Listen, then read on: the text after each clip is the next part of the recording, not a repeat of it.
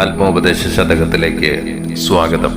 കരണവും ഇന്ദ്രിയവും കളേബരം തൊട്ടറിയും അനേക ജഗത്തും ഓർക്കിലെല്ലാം പരവെളി തന്നിൽ ഉയർന്ന ഭാനുമാൻ തൻ തിരുവുരുവാണ് തിരഞ്ഞു തേറിടേണം.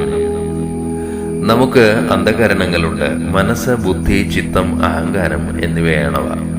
നമുക്ക് 5 ഇന്ദ്രിയങ്ങളുണ്ട്: കണ്ണ്, മൂക്ക്, നാക്ക്, ത്വക്ക്, ചെവി എന്നിവ. ഇനി ശരീരവും ഉണ്ട്. ഇവയെല്ലാം ഉപയോഗിച്ചാണ് നാം ജഗത്തിനെ അറിയുന്നത്. ജഗത്ത് എന്നാൽ പ്രപഞ്ചം. പഞ്ചഭൂതങ്ങൾ ശരിയായ രീതിയിൽ ചേർന്നിരിക്കുന്നത് കൊണ്ടാണ് ജഗത്തിനെ നാം പ്രപഞ്ചം എന്ന് വിശേഷിപ്പിക്കുന്നത്. ഭൂമി, ജലം, അഗ്നി, വായു, ആകാശം എന്നിവയാണ് പഞ്ചഭൂതങ്ങൾ.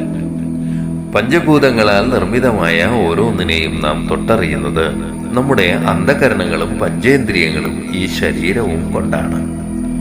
ഇന്ദ്രിയങ്ങൾ ഓരോന്നിനെ അനുഭവിക്കുന്നു.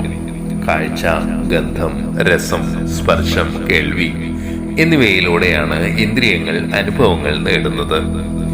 ഈ നേടുന്ന അനുഭവങ്ങൾ എന്തെന്ന വിശകലനം നടത്തുന്നത് മനസ്സാണ്. വിശകലനം നടത്തുമ്പോൾ നമ്മുടെ പൂർവാനുഭവങ്ങളുടെ അടിസ്ഥാനത്തിൽ ഓരോന്നും എന്താണെന്ന അറിവ് നൽകുന്നതാണ് ചിത്തം. ചിത്തത്തിലാണ് പൂർവാനുഭവങ്ങളുടെ സംഭരണം.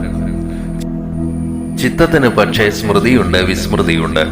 നമ്മുടെ അനുഭവങ്ങളെ ഇന്നത് എന്ന് ചിത്തം അടയാളപ്പെടുത്തുന്നു. ചിത്തത്താൽ അടയാളപ്പെടുത്തപ്പെട്ട അനുഭവങ്ങളെ സ്വീകരിക്കാനോ നിരസിക്കാനോ പറയുന്നത് ബുദ്ധി എന്ന അന്ധകരണമാണ്.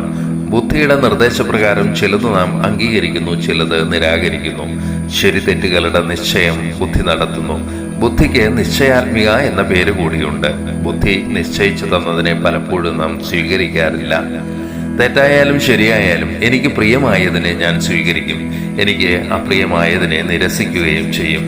ഈ പ്രതികരണം നടത്തുന്ന അന്ധകരണമാണ് അഹങ്കാരം. അങ്ങനെ അന്ധകരണങ്ങൾ കൊണ്ടും പഞ്ചേന്ദ്രിയങ്ങൾ കൊണ്ടും ശരീരം കൊണ്ടും നാം അനേക വസ്തുക്കളെ വേറെ വേറെ എന്ന് കാണുന്നു. ഈ പ്രപഞ്ചത്തിലുള്ള എല്ലാത്തിൻ്റെയും ആന്തരിക സത്ത നാം ഓർക്കണം, അതായത് മനനം ചെയ്യണം. അപ്പോൾ നമുക്കൊരു കാര്യം ബോധ്യമാകും. ഈ കാണുന്നതെല്ലാം പരമമായ ചിതാകാശത്തിൽ ഉദിച്ചുയർന്നു നിൽക്കുന്ന ഭാനുമാൻ അഥവാ ആത്മസൂര്യനാണ് എന്ന് നാം അറിയും. ഈ ഭാനുമാന്റെ പ്രകാശമാണ് എല്ലാത്തിലും ഉള്ളത്. എന്നാൽ അതറിയുന്നതിന് മനനം അനിവാര്യമാണ്. പുറത്തുള്ളതെല്ലാം ഒന്നിനൊന്ന് വ്യത്യസ്തമെന്ന കാഴ്ച അസ്തമിക്കുന്നു. എല്ലാത്തിനും ഓരോ രൂപമുണ്ട്, നാമമുണ്ട്. എന്നാൽ ഇവയെല്ലാം തന്നെ ആത്മചൈതന്യത്തിന്റെ പ്രകാശ പ്രതിഫലനമാണ് എന്ന് നാം അറിയണം. അതിന് അന്വേഷിച്ച് ഇറങ്ങണം. ഒരുപാട് തെരച്ചിലുകൾ നടത്തണം.